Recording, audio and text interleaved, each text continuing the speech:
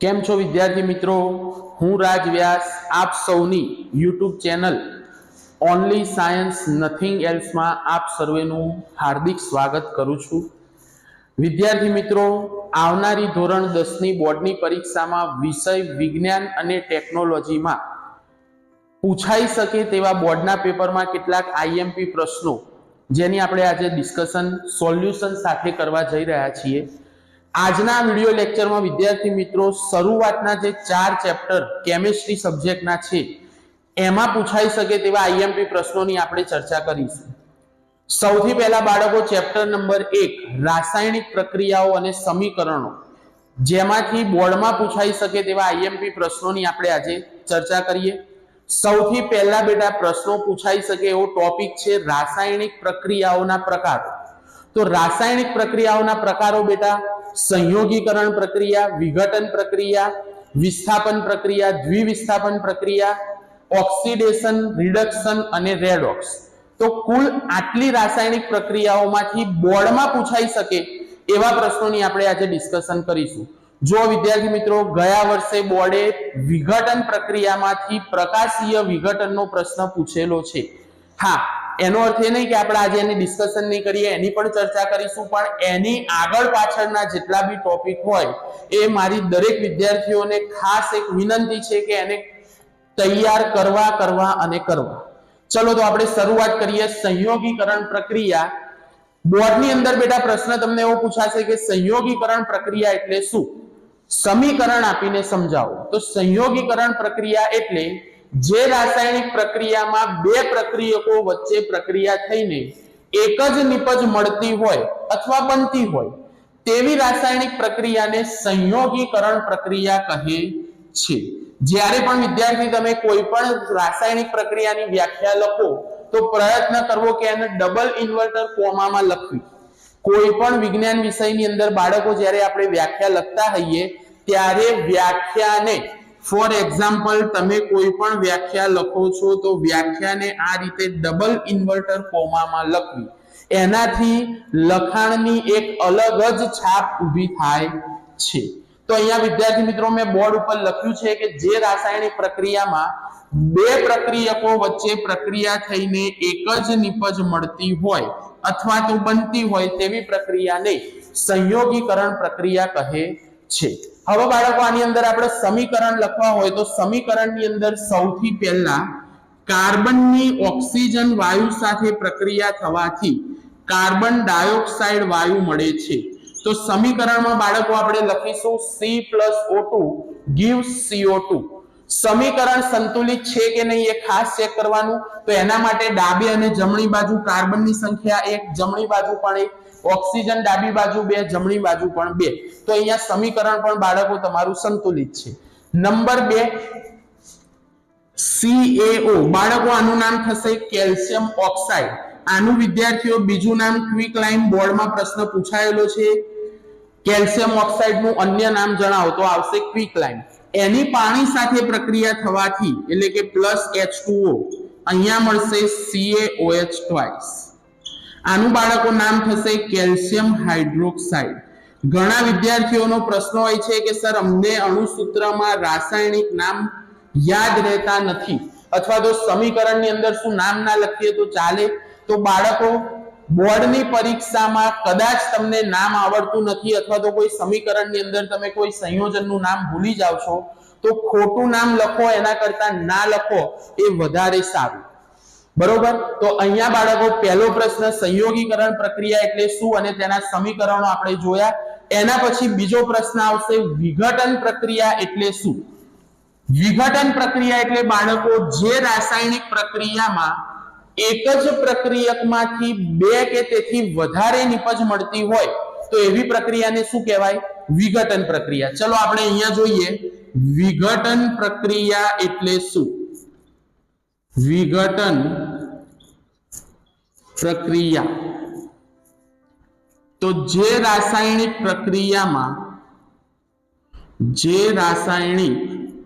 પ્રક્રિયામાં એક જ પ્રક્રિયકમાંથી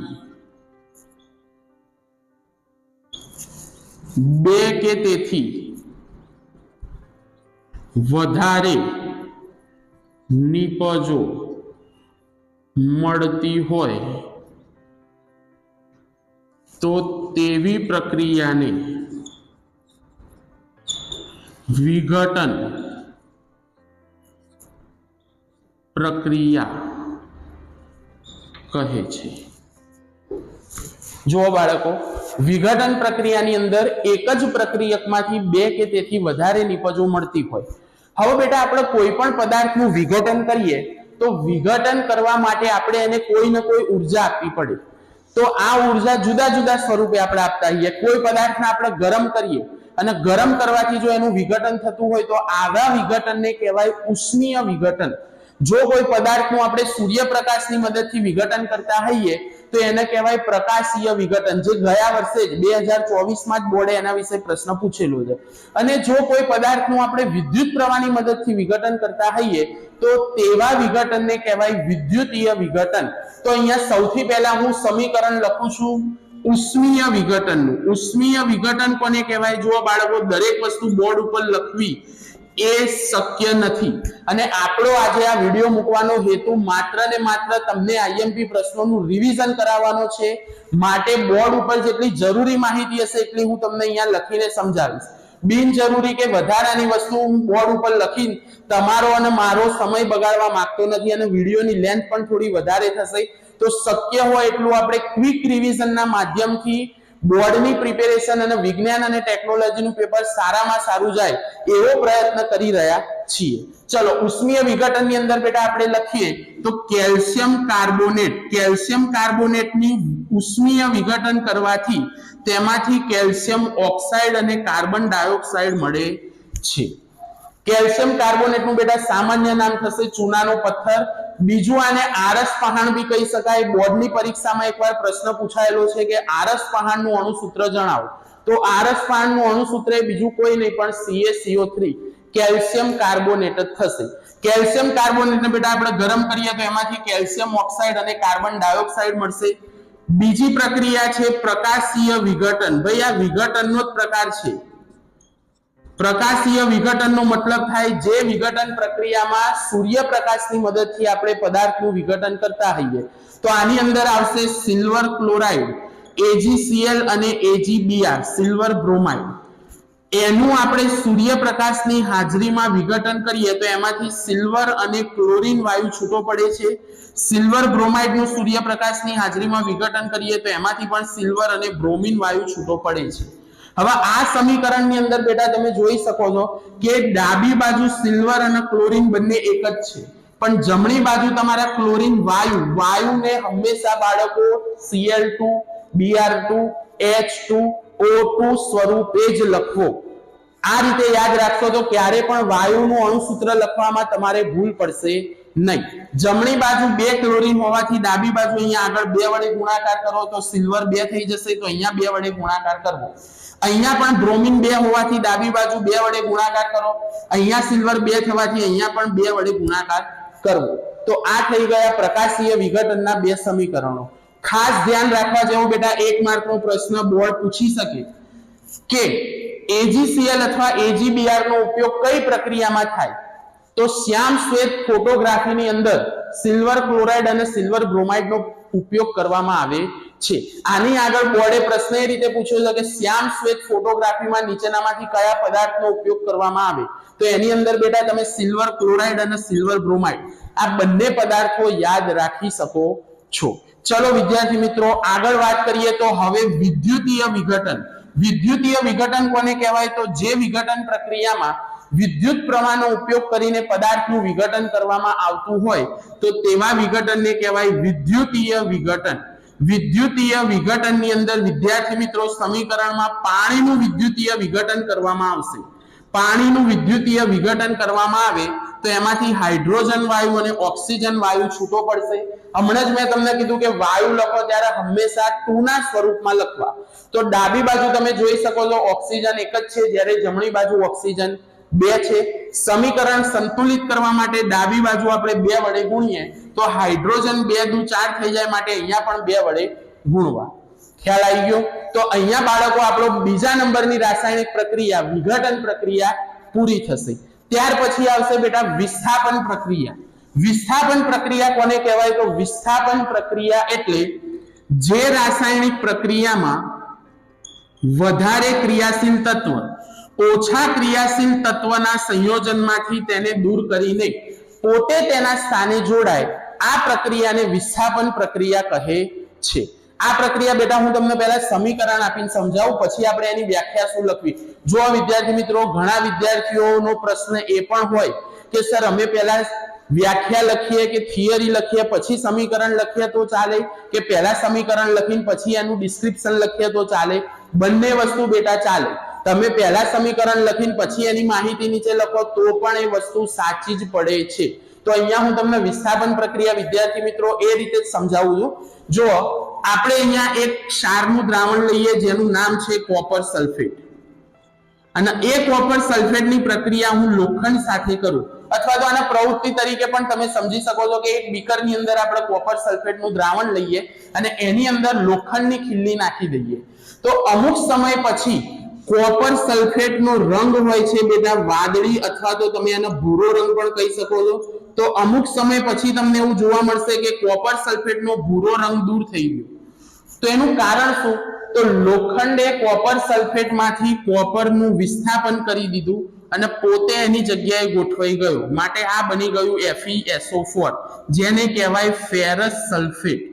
તો વિદ્યાર્થી મિત્રો, અહીંયા તમે જોઈ શકો છો વધારે સક્રિય તત્વ કે ધાતુ ઓછા સક્રિય તત્વના સંયોજનમાંથી તેને દૂર કરીને પોતે તેના સ્થાન ઉપર જોડાઈ જાય છે. આ પ્રક્રિયાને કહેવાય વિસ્થાપન પ્રક્રિયા. વિદ્યાર્થી મિત્રો, તમારે જો આનું ડિસ્ક્રિપ્શન લખવું હોય તો તમે પ્રક્રિયાના સમીકરણ ઉપરથી જ લખી શકો છો કે કોપર સલ્ફેટના દ્રાવણની અથવા તો કોપર સલ્ફેટની પ્રક્રિયા લોખંડ સાથે કરતા, અથવા તો એને આયન પણ કહી શકાય, તો આયન સાથે કરતા લોખંડ એ કોપર સલ્ફેટમાંથી કોપરને દૂર કરીને પોતે તેના સ્થાન પર જોડાય છે, જે તમે અહીંયા સમીકરણમાં બેટા જોઈ શકો છો. એ સિવાય આપણે બીજું સમીકરણ લખવું હોય તો કોપર સલ્ફેટની પ્રક્રિયા તમે ઝીંક ધાતુ સાથે પણ કરી શકો છો, જે હું અહીંયા લખું છું. વિદ્યાર્થી મિત્રો, આ લખાણ તમે જોઈ શકો છો. જરૂરી હોય ત્યાં સ્ક્રીનશોટ લઈને તમે એ વસ્તુને તમારી નોટબુકમાં કે જે નોટ્સ બનાવતા હોય એની અંદર લખી શકો છો. બીજું સમીકરણ વિદ્યાર્થી મિત્રો આપણે જોઈએ તો કોપર સલ્ફેટના દ્રાવણની જ પ્રક્રિયા અથવા તો કોપર સલ્ફેટની પ્રક્રિયા આપણે ઝીંક ધાતુ સાથે કરીએ તો ઝીંક ધાતુ સાથે પણ એની પ્રક્રિયા કરવાથી ઝીંક એ કોપરનું વિસ્થાપન કરશે અને પોતે એના સ્થાને જોડાય, એટલે અહીંયા બની જાય ઝીંક સલ્ફેટ. આ ZnSO4 નું નામ થશે બેટા ઝીંક સલ્ફેટ. તો અહીંયા પણ તમે જોઈ શકો છો કે ઝીંક એ કોપરનું વિસ્થાપન કરશે અને પોતે એના સ્થાને જોડાઈ જાય. તો આવી રાસાયણિક પ્રક્રિયાને કહેવાય બેટા વિસ્થાપન પ્રક્રિયા. હવે ખાસ ધ્યાન આપો સેક્શન એ માટે. અહીંયા તમે જોઈ શકો છો કે લોખંડ અને ઝીંક બંને કોપરનું વિસ્થાપન કરે છે, માટે કોપર એ લોખંડ અને ઝીંક કરતા ઓછી સક્રિય ધાતુ છે. જો વિદ્યાર્થી મિત્રો તમને આવું સમીકરણ પૂછવામાં આવે કે FeSO4 પ્લસ કોપર, અને આ રીતે અહીંયા તમને પ્રશ્નાર્થ ચિહ્ન આપવામાં આવ્યા હોય કે ભાઈ અહીંયા શું આવશે પ્રશ્નાર્થ ચિહ્નની જગ્યાએ, તો અહીંયા બેટા રાસાયણિક પ્રક્રિયા થતી નથી, કારણ કે કોપર એ Fe કરતા ઓછી સક્રિય ધાતુ છે, માટે એ એની સાથે રાસાયણિક પ્રક્રિયા કરીને એનું વિસ્થાપન કરી શકે નહીં. તો જ્યારે પણ આવો પ્રશ્ન પૂછાય છે વિસ્થાપન પ્રક્રિયામાંથી તો ખાસ ધ્યાન આપવાનું કે Fe અને ઝીંક એટલે કે લોખંડ અને ઝીંક એ કોપર કરતા વધારે સક્રિય ધાતુ છે, માટે એ કોપરનું વિસ્થાપન કરી શકશે પણ કોપર એનું વિસ્થાપન કરી શકતી નથી. ચલો વિદ્યાર્થી મિત્રો, ત્યારબાદ આગળ વધીએ તો એના પછી આવશે દ્વિવિસ્થાપન પ્રક્રિયા. આ વર્ષે બેટા દ્વિવિસ્થાપન પ્રક્રિયા એ મોસ્ટ IMP થિયરી કે પ્રશ્ન તમે કહી શકો, કારણ કે ગયા વર્ષે મેં તમને કીધું એ પ્રમાણે જ પ્રકાશીય વિઘટન પ્રક્રિયા પૂછાઈ ગયેલી છે, વિસ્થાપન પ્રક્રિયા પણ બોર્ડે આગળ પૂછેલી છે. દ્વિવિસ્થાપન પ્રક્રિયા ઉપર ખાસ ધ્યાન આપજો. દ્વિવિસ્થાપન પ્રક્રિયા એટલે શું? તો દ્વિવિસ્થાપન પ્રક્રિયા એટલે બે જુદા જુદા ક્ષારના દ્રાવણોની એકબીજા સાથે પ્રક્રિયા કરવામાં આવે. ફરીથી હું બોલું છું, દરેક જણાએ ધ્યાન આપવું. બે જુદા જુદા ક્ષારના દ્રાવણોની એકબીજા સાથે પ્રક્રિયા કરવામાં આવે તો બંને ક્ષારના આયનો અથવા તો ધન આયનો પરસ્પર પોતાના સ્થાનના અદલા બદલી કરીને નવા જ ક્ષાર આપે છે. આ પ્રક્રિયાને કહેવાય દ્વિવિસ્થાપન પ્રક્રિયા. ચલો બેટા, બોર્ડ ઉપર આપણે લખીને થોડું સમજવાનો પ્રયત્ન કરીએ. બે જુદા જુદા ક્ષારના દ્રાવણો, જોડે જોડે ભાઈ હું તમને સમીકરણ પણ સમજાવું છું. બે જુદા જુદા ક્ષારના દ્રાવણોની પરસ્પર પ્રક્રિયા થવાથી તેમના ધન આયનોની, વિદ્યાર્થીઓ ધન આયનો ના લખી શકો તો આયનોની પરસ્પર અદલા બદલી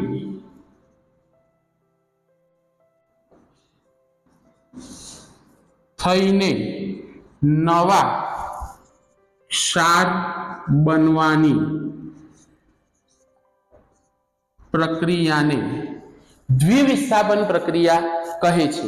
હવે બાળકો, દ્વિવિસ્થાપન પ્રક્રિયાના સમીકરણની અંદર મોસ્ટ આઈએમપી સમીકરણ Na2SO4, જેને કહીશું બાળકો આપણે સોડિયમ સલ્ફેટ. સોડિયમ સલ્ફેટની પ્રક્રિયા બેરિયમ ક્લોરાઇડ સાથે કરવાથી એટલે કે BaCl2 સાથે કરવાથી, હમણાં જ બેટા આપણે વ્યાખ્યામાં ઉપર લખ્યું છે તેમના ધન આયનો પરસ્પર પોતપોતાના સ્થાનની અદલા બદલી કરે. તો અહીંયા તમે જુઓ, ડાબા બાજુ જે લખેલા હોય ધન આયન હોય એ પોતપોતાના સ્થાનની અદલા બદલી કરશે. તો અહીંયા આવી જશે Ba, તો અહીંયા બની જાય BaSO4 અને સોડિયમ આ બાજુ જતું રહેશે તો અહીંયા બનશે વિદ્યાર્થીઓ NaCl. વિદ્યાર્થી મિત્રો ખાસ યાદ રાખવું, Na2 અને Cl2 તો અહીંયા બને 2NaCl. મહેરબાની કરીને Na2Cl2 લખવું નહીં, નહીતર સમીકરણ આખું ખોટું પડશે. સોડિયમ ક્લોરાઇડ નું અણુસૂત્ર થાય NaCl. અહીંયા Cl અને Na બંને બે હોવાથી મેં જો આગળ બે લખી જ નાખ્યા છે. તમે અહીંયા જોઈ શકો છો Ba એક જ છે અને SO4 આખો સલ્ફેટ આયન એક જ છે. તો અહીંયા બે જુદા જુદા ક્ષાર મળી ગયા. તો આને આપણે કહીશું બેરિયમ સલ્ફેટ. જો નામ લખવા ફરજિયાત નથી, કોઈ વિદ્યાર્થી મિત્રોને ના આવડતું હોય તો ચિંતા કર્યા વગર સમીકરણ ઉપર ધ્યાન આપે. બીજું સમીકરણ, બીજા સમીકરણની અંદર બેટા લેડ નાઇટ્રેટની પ્રક્રિયા પોટેશિયમ આયોડાઇડ સાથે કરવાથી પોટેશિયમ આયોડાઇડ અને પોટેશિયમ નાઇટ્રેટ એટલે કે PbI2 અને KNO3 મળે છે. અહીંયા પણ તમે બાળકો જોઈ શકો છો ધન આયનની પરસ્પર અદલા બદલી થશે. કે અહીંયા આવી જશે Pb એટલે કે લેડ અહીંયા જતો રહેશે. તો અહીંયા બનશે PbI2 એટલે કે લેડ આયોડાઇડ અને અહીંયા બનશે પોટેશિયમ નાઇટ્રેટ. ક્લિયર? સમીકરણ સંતુલિત કરવા માટે ડાબી બાજુ લેડ 1, જમણી બાજુ 1, નાઇટ્રેટ NO3 2, અહીંયા એક જ છે તો અહીંયા 2 વડે ગુણો. જેવા બેટા અહીંયા 2 વડે ગુણશો પોટેશિયમ 2 થઈ જશે તો અહીંયા 2 કરો, આયોડાઇડ 2, આયોડાઇડ 2. ક્લિયર? હવે બેટા દ્વિવિસ્થાપન પ્રક્રિયાનું બીજું નામ થશે અવક્ષેપન પ્રક્રિયા. મોસ્ટ આઈએમપી યાદ રાખવું. અવક્ષેપન પ્રક્રિયા બેટા એટલા માટે આને કહેવામાં આવે છે કારણ કે આ પ્રક્રિયામાં જે બે ક્ષાર તમને મળે એમાંથી કોઈ એક ક્ષાર પાણીની અંદર અદ્રાવ્ય હોય જેને રસાયણ વિજ્ઞાનમાં અવક્ષેપ કહેવામાં આવે છે. માટે આ પ્રક્રિયાને અવક્ષેપન પ્રક્રિયા પણ કહી શકાય. જો બોર્ડની અંદર બેટા પ્રશ્ન તમને થોડો ટ્વિસ્ટ કરીને એવો પૂછે કે અવક્ષેપન પ્રક્રિયા એટલે શું, તો એની અંદર જવાબમાં તમારે દ્વિવિસ્થાપન પ્રક્રિયા જ લખવાની રહેશે. ખ્યાલ આવી ગયો મિત્રો? ચલો સમય ન બગાડતા વધારે આગળ જઈએ.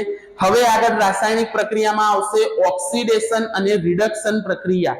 ઓક્સિડેશન પ્રક્રિયા બેટા બોર્ડ ઉપર હવે લખવાની જરૂર નથી, હું તમને મૌખિક રીતે પણ સમજાવી શકું છું કે જે રાસાયણિક પ્રક્રિયામાં ઓક્સિજન ઉમેરાય અથવા હાઇડ્રોજન દૂર થતો હોય તેવી પ્રક્રિયાને ઓક્સિડેશન પ્રક્રિયા કહે છે. રિડક્શન પ્રક્રિયા એટલે જે રાસાયણિક પ્રક્રિયામાં ઓક્સિજન દૂર થતો હોય અથવા હાઇડ્રોજન ઉમેરાતો હોય તો તેવી રાસાયણિક પ્રક્રિયાને રિડક્શન પ્રક્રિયા કહે છે. આ બંને પ્રક્રિયા એક સાથે થતી હોય તેવી પ્રક્રિયાને બાળકો રેડોક્સ પ્રક્રિયા કહે છે. રેડોક્સ પ્રક્રિયા પણ આ વર્ષે 2025 ના પેપરમાં પૂછાવાની સંભાવના વધુમાં વધુ છે. તો ચલો વિદ્યાર્થી મિત્રો, રેડોક્સ પ્રક્રિયા એટલે શું?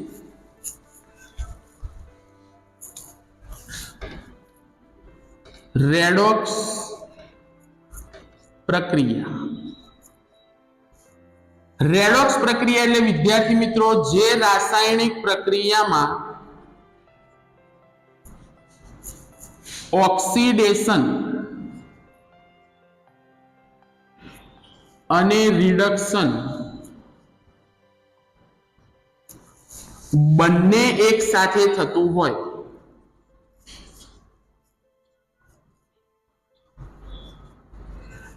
તેને રેડોક્સ પ્રક્રિયા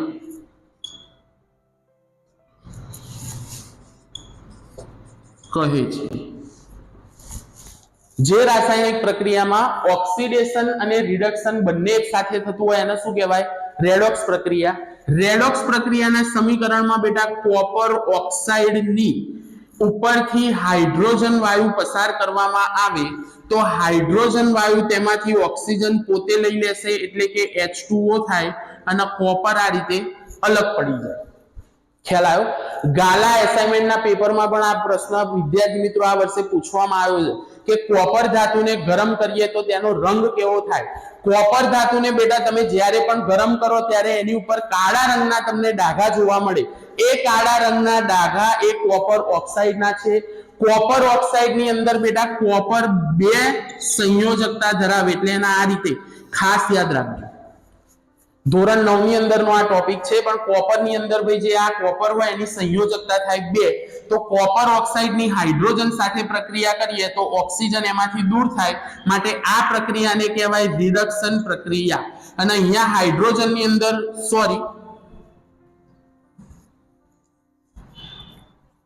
હાઇડ્રોજનની અંદર વિદ્યાર્થી મિત્રો ઓક્સિજન ઉમેરાય માટે એને કહેવાય ઓક્સિડેશન પ્રક્રિયા. જ્યારે કોપર ઓક્સાઇડમાંથી ઓક્સિજન દૂર થશે અને કોપર એકલું થઈ જાય માટે એને કહેવાય રિડક્શન પ્રક્રિયા. તો અહીંયા ઓક્સિડેશન અને રિડક્શન બંને એક સાથે થાય છે માટે આ પ્રક્રિયાને કહેવાય રેડોક્સ પ્રક્રિયા. તો વિદ્યાર્થી મિત્રો ચેપ્ટર 1 માંથી જેટલા પણ રાસાયણિક પ્રક્રિયાના પ્રકાર છે એના વિશે આપણે ચર્ચા કરી. એ સિવાય ઉષ્માક્ષેપક અને ઉષ્મા શોષક પ્રક્રિયાની વ્યાખ્યા ખાસ એકવાર વાંચવી.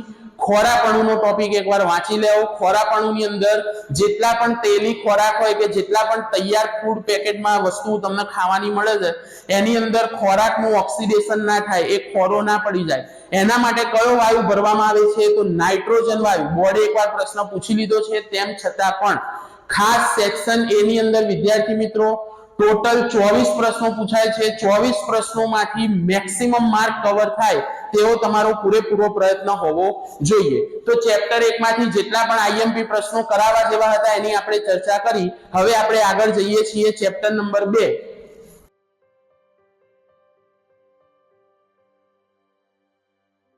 ચલો વિદ્યાર્થી મિત્રો ચેપ્ટર નંબર 2 એસિડ બેઝ અને ક્ષારની અંદરથી બોર્ડની પરીક્ષા માટે આઈએમપી પ્રશ્નોની અથવા તો ટોપિકની શરૂઆત કરીએ તો સૌથી પહેલો પ્રશ્ન છે વિદ્યાર્થી મિત્રો એસિડની ધાતુ સાથે પ્રક્રિયા. બોર્ડમાં આની અગાઉ આ પ્રશ્ન પૂછાઈ ગયેલો છે કે એસિડની દાણાદાર ઝિંક ધાતુ સાથેની પ્રક્રિયા યોગ્ય પ્રયોગ આપીને અથવા તો સમીકરણ આપીને સમજાવો. તો વિદ્યાર્થી મિત્રો આની આપણે બહુ ટૂંકમાં ચર્ચા કરીશું કેમ કે આગળ આ પ્રશ્ન પૂછાઈ ગયો છે તેમ છતાં પણ તમારે એકવાર ફરજિયાત આનું રિવિઝન કરવું. એસિડની બેટા ધાતુ સાથેની પ્રક્રિયામાં એસિડની ઝિંક ધાતુ સાથે પ્રક્રિયા. હું આ ચેપ્ટરની અંદર વિદ્યાર્થીઓને ખાસ સલાહ આપું છું કે શાબ્દિક સમીકરણ લખો. શાબ્દિક સમીકરણ લખવાથી તમને સંજ્ઞાત્મક સમીકરણ લખવામાં પણ ખૂબ જ આ વસ્તુ હેલ્પફુલ થશે. તો એસિડની ભાઈ ઝિંક ધાતુ સાથે આપણે પ્રક્રિયા કરીએ તો અહીંયા આપણને મળશે ઝિંક ધાતુનો ક્ષાર. જે ધાતુ લીધી હોય બેટા એનો જ આપણને ક્ષાર મળે અને હાઇડ્રોજન વાયુ અહીંયા છૂટો પડશે. વિદ્યાર્થીઓ કયો વાયુ છૂટો પડશે? હાઇડ્રોજન વાયુ. જ્યારે પણ બેટા એસિડની ધાતુ સાથે પ્રક્રિયા કરવામાં આવે ત્યારે વાયુ તરીકે હંમેશા યાદ રાખવું. 1 માર્કની અંદર પણ પ્રશ્ન પૂછાઈ શકે. હાઇડ્રોજન વાયુ જ મુક્ત થાય છે. તો અહીંયા આપણે જોઈએ એસિડ તરીકે ધારો કે હું લઉં હાઇડ્રોક્લોરિક એસિડ અને એની ઝીંક ધાતુ સાથે પ્રક્રિયા કરવામાં આવે તો અહીંયા મને મળશે ઝીંક ક્લોરાઇડ જેનું અણુસૂત્ર થાય ZnCl2 પ્લસ હાઇડ્રોજન વાયુ. હવે બાળકો સમીકરણ સંતુલિત કરવા માટે તમે અહીંયા જોઈ શકો છો ડાબી બાજુ હાઇડ્રોજન એક જ છે જ્યારે જમણી બાજુ 2 છે. માટે અહીંયા આપણે 2 વડે ગુણીશું. ક્લોરીન 2 થશે, ક્લોરીન 2 છે, ઝીંક 1 છે, ઝીંક 1 જ છે. તો સમીકરણ અહીંયા તમારું સંતુલિત થશે. જો મારે આની સિવાય H2SO4 એટલે કે સલ્ફ્યુરિક એસિડ નો ઉપયોગ કરવો હોય, H2SO4 એટલે બાળકો કયો એસિડ થાય? Sulphuric acid. તો સલ્ફ્યુરિક એસિડ ની ઝીંક ધાતુ સાથે પ્રક્રિયા કરવાથી ઝીંક સલ્ફેટ એટલે કે ZnSO4 અને હાઇડ્રોજન વાયુ છૂટો પડે છે. આ સમીકરણ બેટા બેલેન્સ જ છે. હવે આ વર્ષ માટે મોસ્ટ આઈએમપી પ્રશ્ન આપણે કેવો હોય તો એસિડની ધાતુ કાર્બોનેટ અને ધાતુ હાઇડ્રોજન કાર્બોનેટ સાથે પ્રક્રિયા. ધાતુ કાર્બોનેટ પહેલા તો કોને કહેવાય તો બેટા ધાતુની પાછળ સંજ્ઞામાં CO3 આવે, જેમ કે સોડિયમ કાર્બોનેટ, મેગ્નેશિયમ કાર્બોનેટ, ઝીંક કાર્બોનેટ. અહીંયા આપણે અલગ અલગ ધાતુના કાર્બોનેટ નથી લેવાના પણ એક જ કાર્બોનેટની પ્રક્રિયા કરીશું. હાઇડ્રોક્લોરિક એસિડની પ્રક્રિયા કરીએ સોડિયમ કાર્બોનેટ એટલે કે Na2CO3. ખ્યાલ આવી ગયો વિદ્યાર્થી મિત્રો? તો જુઓ સોડિયમ એટલે ધાતુ અને CO3 એટલે કાર્બોનેટ. Na2CO3 એટલે કે સોડિયમ કાર્બોનેટ. દરેક વિદ્યાર્થી મિત્રો કોમેન્ટ કરીને જણાવશે કે સોડિયમ કાર્બોનેટનું સામાન્ય નામ શું થાય. પરીક્ષામાં પૂછાઈ શકે 1 માર્કમાં કે ભાઈ સોડિયમ કાર્બોનેટનું સામાન્ય નામ શું થાય. તો જે પણ વિદ્યાર્થી મિત્રો આ વિડિયો જોઈ રહ્યા છે તે નીચે કોમેન્ટમાં ખાસ જણાવે કે સોડિયમ કાર્બોનેટનું સામાન્ય નામ. ચલો, સોડિયમ કાર્બોનેટ સાથે પ્રક્રિયા થવાથી બેટા આપણે કીધું કે ધાતુનો ક્ષાર એટલે NaCl, સોડિયમ ક્લોરાઇડ અને અહીંયા મળશે H2O, પાણી અને કાર્બોનેટ હોવાથી CO2 વાયુ છૂટો પડે છે. વિદ્યાર્થી મિત્રો અહીંયા બોર્ડ ઉપર તમે જોઈ શકો છો જ્યારે માત્ર ધાતુ હોય ત્યારે હાઇડ્રોજન વાયુ છૂટો પડે, પણ જ્યારે ધાતુ કાર્બોનેટ લેવામાં આવે ત્યારે અહીંયા CO2 વાયુ છૂટો પડશે અને પાણી પણ છૂટું પડશે. એટલે તમારે યાદ રાખવાનું કે એસિડની ધાતુ કાર્બોનેટ સાથે પ્રક્રિયા થાય ત્યારે ક્ષાર, પાણી અને કાર્બન ડાયોક્સાઇડ વાયુ છૂટો પડે છે. બીજું સમીકરણ બેટા આપણે અહીંયા લઈએ ધાતુ હાઇડ્રોજન કાર્બોનેટનું. તો HCl ની સોડિયમ હાઇડ્રોજન કાર્બોનેટ સાથે પ્રક્રિયા થાય. આનું બીજું નામ થશે બેટા સોડિયમ બાયકાર્બોનેટ. દરેક વિદ્યાર્થી મિત્રો કોમેન્ટમાં જણાવશે કે સોડિયમ બાયકાર્બોનેટનું સામાન્ય નામ. મોસ્ટ આઈએમપી છે ભાઈ આ ટોપિક. બોર્ડે આના વિશે પણ પ્રશ્ન પૂછેલો જ છે. તો સોડિયમ બાયકાર્બોનેટનું સામાન્ય નામ શું થાય વિદ્યાર્થી મિત્રો ખાસ કોમેન્ટ કરીને જણાવશો. અહીંયા મળશે ધાતુનો ક્ષાર એટલે NaCl પ્લસ પાણી અને કાર્બન ડાયોક્સાઇડ. હવે બેટા સમીકરણ સંતુલિત છે કે નહીં તમે જોઈ જ શકો છો બેટા કે અહીંયા સોડિયમ Na2 જ્યારે અહીંયા એક જ છે. તો એને સંતુલિત કરવા માટે અહીંયા આગળ 2 વડે આપણે ગુણાકાર કરીશું. પછી હાઇડ્રોજન 1, હાઇડ્રોજન 2. તો અહીંયા હાઇડ્રોજન કેટલા થયા વિદ્યાર્થી મિત્રો? એક જ છે. જો ડાબી બાજુ H એક જ છે અને અહીંયા કેટલા છે? 2. તો અહીંયા આપણે શું કરવું પડે? 2 વડે ગુણવા પડે. તો ક્લોરીન કેટલા થશે? 2. ક્લોરીન અહીંયા 2 થઈ ગયા. હવે કાર્બન 1, કાર્બન 1, ઓક્સિજન 2 ને 1 3, ઓક્સિજન 3. એ જ રીતે અહીંયા વિદ્યાર્થી મિત્રો હાઇડ્રોજન 1, અહીંયા હાઇડ્રોજન 2, પણ અહીંયા જો 1 ને 1 2 થશે. Cl એક જ છે, Cl એક જ છે, Na1, ઓક્સિજન 3, ઓક્સિજન 2 ને 3. તો આ વર્ષ માટે વિદ્યાર્થી મિત્રો એસિડની ધાતુ કાર્બોનેટ અને ધાતુ હાઇડ્રોજન કાર્બોનેટ સાથેની પ્રક્રિયા સમીકરણ આપીને સમજાવો. લખાણ વિદ્યાર્થી મિત્રો મેં હમણાં જ આગળ પહેલા ચેપ્ટરમાં બી કીધું કે તમે સમીકરણ ઉપરથી પણ લખાણ લખી શકો છો. બોર્ડની અંદર અત્યારે મૌલિક ભાષામાં લખેલા લખાણના પણ માર્ક આપવામાં આવે છે. સમીકરણની અંદર તમે જુઓ ભાઈ HCl એટલે હાઇડ્રોક્લોરિક એસિડની સોડિયમ કાર્બોનેટ સાથે પ્રક્રિયા થવાથી સોડિયમ ક્લોરાઇડ, પાણી અને કાર્બન ડાયોક્સાઇડ મળે છે. હાઇડ્રોક્લોરિક એસિડની સોડિયમ બાયકાર્બોનેટ સાથે પ્રક્રિયા થવાથી સોડિયમ ક્લોરાઇડ, પાણી અને કાર્બન ડાયોક્સાઇડ વાયુ મળે છે. તો આ 2 પ્રશ્નોની ચર્ચા કરીને આપણે આગળ વધીએ. તો હવે આગળ આવશે જો વિદ્યાર્થીઓ બોર્ડની અંદર પૂછાઈ શકે તેવા જ પ્રશ્નોની આપણે ચર્ચા કરીશું. વધારે સમય તમારો નહીં બગાડીએ અને તમને પરીક્ષામાં યુઝફુલ થાય એવા ટોપિકની આપણે અહીંયા ડિસ્કશન કરીશું. જોડે જોડે સેક્શન એની અંદર પૂછાઈ શકે તેવા પ્રશ્નોની પણ આપણે ચર્ચા કરીશું. ચલો વિદ્યાર્થી મિત્રો આગળ વધીએ તો હવે બોર્ડમાં પૂછાઈ શકે એવા પ્રશ્નોની અંદર હું સીધો જ વાત કરીશ પીએચ માત્રમ.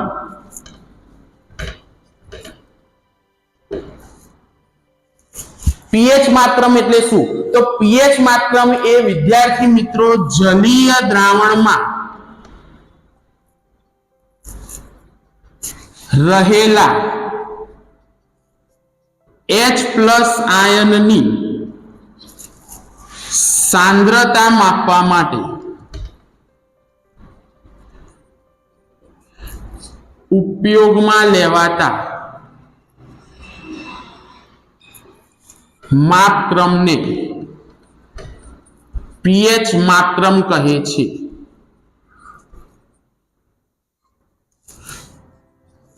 તમને બેટા ટૂંકનો જ પૂછાઈ શકે કે ટૂંકનો જ આપો પીએચ માત્રમ. તો પીએચ માત્રમ સૌથી પહેલા તો શેના માટે ઉપયોગમાં લેવાય? તો જલીય દ્રાવણની અંદર H+ આયનની સાંદ્રતા માપવા માટે. હવે બેટા યાદ રાખવાનું કે પીએચ માત્રમ એ 0 થી 14 અંક સુધી, ક્યાંથી 0 થી 14 અંક સુધી વિસ્તરેલો છે. તમે બધા જ જાણો છો ભાઈ 0 થી 14 સુધી પીએચ માત્રમ વિસ્તરેલો છે. 0 થી 7 ની વચ્ચે જો કોઈ જલીય દ્રાવણની પીએચ નું મૂલ્ય આવે તો એને કહેવાય એસિડિક દ્રાવણ, માટે એ એસિડ થશે.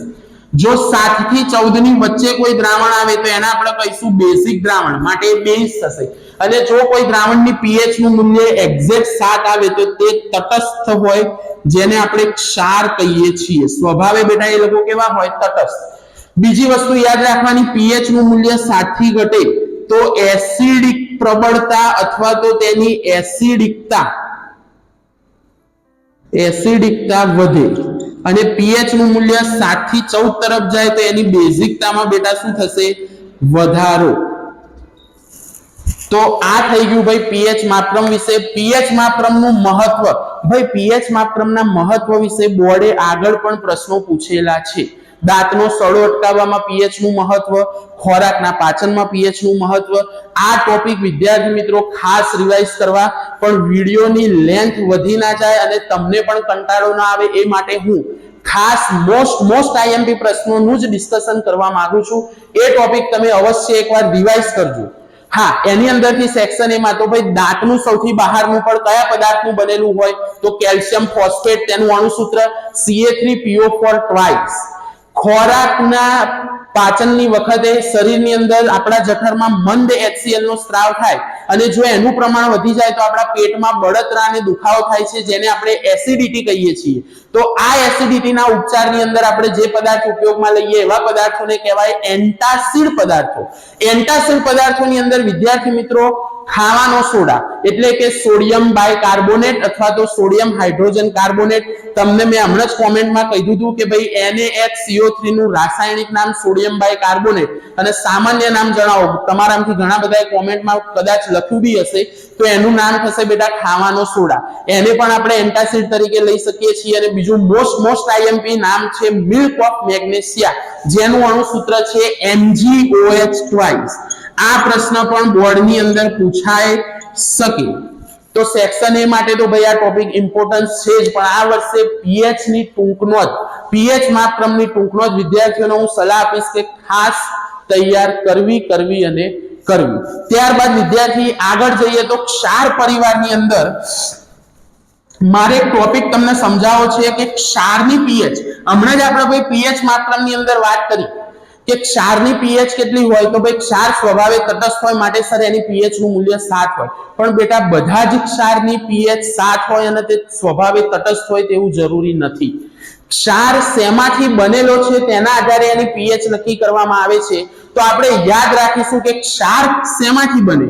તો ક્ષાર શેમાંથી બનશે? તમે બધા જાણો છો ભાઈ તટસ્થીકરણની પ્રક્રિયા, એસિડ અને બેઝ વચ્ચે પ્રક્રિયા થવાથી ક્ષાર અને પાણી મળે છે. મોસ્ટ આઈએમપી 2 માર્કમાં પૂછાઈ શકે તેવો પ્રશ્ન, તટસ્થીકરણ પ્રક્રિયા સમીકરણ આપીને સમજાવો. ન્યુટ્રલાઇઝેશન રિએક્શન બેટા.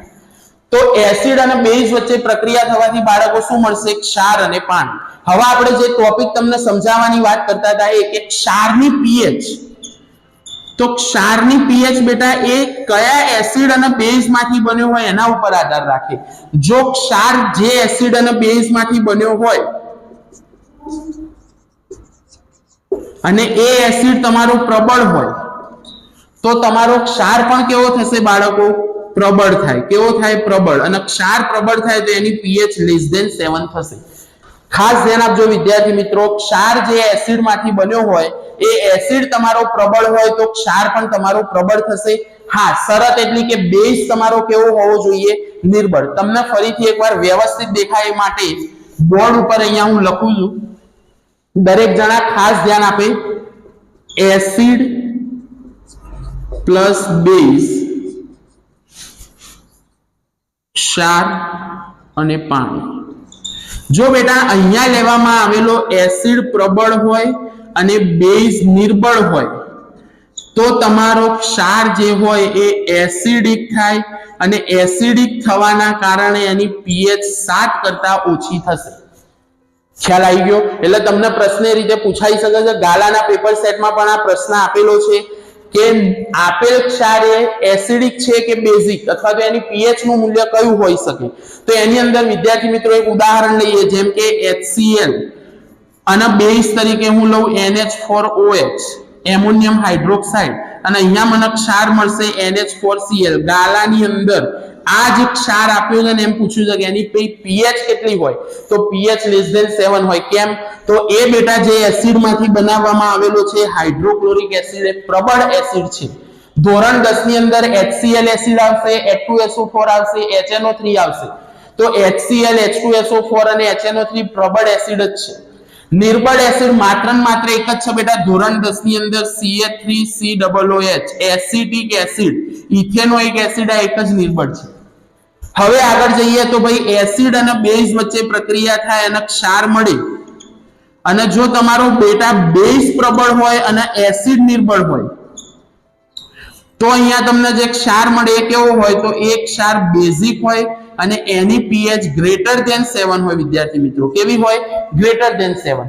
અને જો સર એસિડ અને બેઝ બંને પ્રબળ હોય તો એસિડ અને બેઝ બંને બેટા પ્રબળ હોય તો તમને જે ક્ષાર મળશે એ ક્ષાર સ્વભાવે તટસ્થ હોય અને એની pH નું મૂલ્ય થાય 7. તો વિદ્યાર્થી મિત્રો આ એક ટોપિક ખાસ યાદ રાખજો. ઘણા બધા વિદ્યાર્થીઓના પ્રશ્નો હોય છે એટલા માટે મેં આની ખાસ અહીંયા ચર્ચા કરેલી છે. સ્ક્રીનશોટ લઈને તમારે લખવું હોય તો તમારી ચોપડામાં કે નોટ્સ ની અંદર તમે જે બનાવ્યું હોય એમાં લખી શકો છો. આગળ વધીએ તો ભાઈ ક્ષાર પરિવાર. ક્ષાર પરિવારની અંદર બેટા ઘણી બધી બનાવટો જુદા જુદા રાસાયણિક સંયોજનની પૂછાય છે. બધી જ IMP તો છે જ, પણ આપણે 2025 ના પેપરના અનુસંધાનમાં જો જોવા જઈએ તો ગયા વર્ષે બેટા 2024 ની અંદર એ લોકોએ વિરંજન પાવડરની બનાવટ અને ઉપયોગો પૂછી લીધા છે. એની આગળ એ લોકોએ લગભગ ખાવાના સોડાની રસોડામાં મમ્મી ક્રિસ્પી પકોડા બનાવે એની અંદર ઉપયોગમાં લેવાતો રાસાયણિક પદાર્થ. તો હવે જો પૂછાઈ શકે એની મેક્સિમમ સંભાવના હોય તો એવો પ્રશ્ન છે બેટા ક્લોર આલ્કલી પદ્ધતિ. રિવિઝન બાળકો દરેક પ્રશ્નનું કરવાનું છે. હું એવું નથી કહેવા માંગતો કે આ જ પ્રશ્ન પૂછાશે, પણ ગયા વર્ષે અને એના આગળના વર્ષે પૂછાયેલા હોય એ પ્રશ્નોની ઉપર નીચેના પ્રશ્નો ખાસ તૈયાર કરવા. રિવિઝન દરેકે દરેક વસ્તુનું કરવું.